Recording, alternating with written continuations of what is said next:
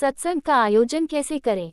जय गुरु जी। तेरी वाणी सच्ची है, तेरा प्यार अनोखा है, तेरे वचन ते जो चलता सदा रहंदा सोखा है। बहुत सुंदर पंक्तियां, लेकिन क्या हम वास्तव में उन सभी नियमों और शब्दों का पालन करते हैं जो गुरुजी ने हमें बताए हैं? गुरुजी की संगत होने के नाते ये हमारा सामूहिक कर्तव्य और जिम्मेदारी है कि हम उनके द्वारा बताए गए प्रत्येक नियम का पालन करें। हम सभी गुरुजी के बच्चे हैं और उनके स्कूल में दाखिला लिया है, लेकिन हम सभी को खुद पर एक नज़र रखने की ज़रूरत है कि क्या हम वास्तव में बड़े मंदिर और सत्संग से जो सुन रहे हैं और सीख रहे हैं उसका पालन कर रहे हैं। हम सभी को अपने जीवन में इसे लागू करना चाहिए। हमें खुद से पूछना चाहिए कि क्या हम जूता स्टैंड में जूते जमा करते समय कतार में खड़े होते हैं? क्या हम पंक्ति में मंदिर में प्रवेश करते हैं? क्या हम किसी को मारते हैं? हम सभी को दर्शन के लिए जाते समय एक पंक्ति में होना चाहिए। हमें मौन बनाए रखना चाहिए ताकि अन्य लोग विचलित न हों। हमें मंदिर और सत्संग जाते समय शालीन कपड़े पहनने चाहिए। जब हम अपने स्थान पर सत्संग का आयोजन करते हैं, संगठित रहें और अनुशासन बनाए रखें, अन्यथा गुरुजी सत्संग और कीर्तन या चौकी में कोई अंतर नहीं रह जाएगा। इन नियमों का धार्मिक रूप से पालन करें। यदि आप मेहमानों को आमंत्रित कर रहे हैं तो कृपया उन्हें दृढ़ता से सूचित करें कि उनके मोबाइल बंद होने चाहिए या साइलेंट मोड पर होने चाहिए। उन्हें महान मौन बनाए रखना चाहिए। उन्हें जल प्रसाद, चाय प्रसाद और लंगर प्रसाद खत्म कर देना चाहिए। आयोजक को ध्यान रखना चाहिए कि प्रसाद सीमित होना चाहिए जिसे संगत आसानी से खत्म कर सके। आयोजक को समय के बारे में अनुशासन बनाए रखना चाहिए। यदि 7 बजे है तो 7 ही होने चाहिए। यदि संयोग से परिवार के सदस्य मौजूद नहीं हैं तो कोई बात नहीं, संगत में से कोई भी जो उस समय उपस्थित हो वह ज्योति जला सकता है। गुरुजी को सिर ढके हुए पहले जल प्रसाद और फिर चाय प्रसाद चढ़ाना चाहिए।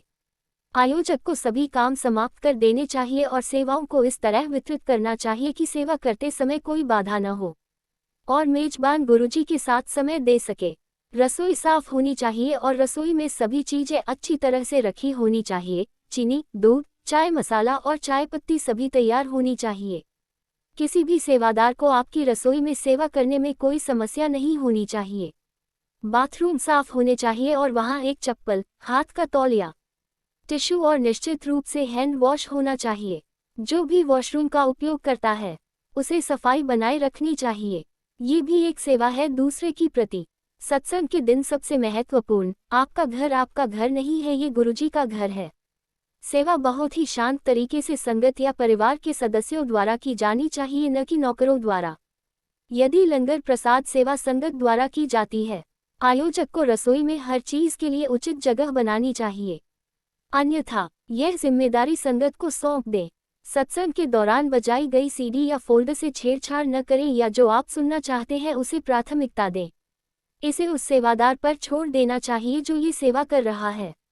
सेवादार हमेशा वही शब्द बजाए जो गुरुजी ने उसे हुक्म दिया हो। भजन अंत में बजाने की कोशिश करें। केवल गुरबानी ही बजानी चाहिए। कम से कम 1 गुरबानी व्याख्यान के साथ बजाई जानी चाहिए। ये संगत के लिए है। कृपया सत्संग के दौरान समय पर पहुंचने की कोशिश करें, न कि समाप्ति समय से 15 मिनट पहले। ये बहुत गलत है। सत्संग से 15 मिनट पहले पहुंचने की कोशिश करें और अपनी कारों को ठीक से पार्क करें। बार बार घोषणा करने से सत्संग में खलल पड़ता है। सत्संग के बाद ही मेजबान को शुभकामनाएं या अभिवादन करें। जाकर अभिवादन करने से मेजबान के बगल में बैठी संगत और मेजबान को भी परेशानी हो सकती है। हम गुरुजी को बाहर क्यों खोज रहे हैं? गुरुजी हमारे दिल में है। हम गुरुजी के सामने बैठने के लिए बहस क्यों करना चाहते हैं? हमें एक संबंध बनाने की जरूरत है और वह सीधा संबंध गुरुजी से ही होना चाहिए। कभी कभी हम दूसरों को देखते हैं कि वे क्या कर रहे हैं, उन्होंने क्या पहना है। हम खुद को साफ करने के लिए मंदिर जाते हैं। बड़ा मंदिर सकारात्मकता से भरा होता है, लेकिन हम वहां अपने नकारात्मक विचारों के साथ जाते हैं। हमें अपने मोबाइल फ़ोन को स्विच ऑफ या साइलेंट मोड पर रखना चाहिए ताकि कम से कम कुछ समय के लिए हम बाहरी दुनिया से कट सकें और जो हमारे लिए सबसे अच्छा है उसे प्राप्त कर सकें। हम वहां सामाजिककरण करने नहीं जा रहे हैं। हम सभी को गुरुजी की बातें सुनने, सीखने और अपने जीवन में लागू करने की ज़रूरत है।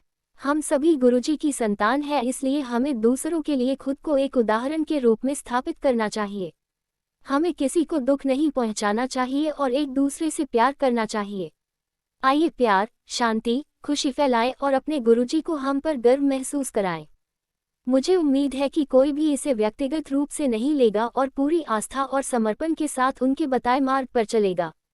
जय गुरुजी। बहुत बहुत धन्यवाद गुरुजी। आपसे बहुत प्यार गुरुजी।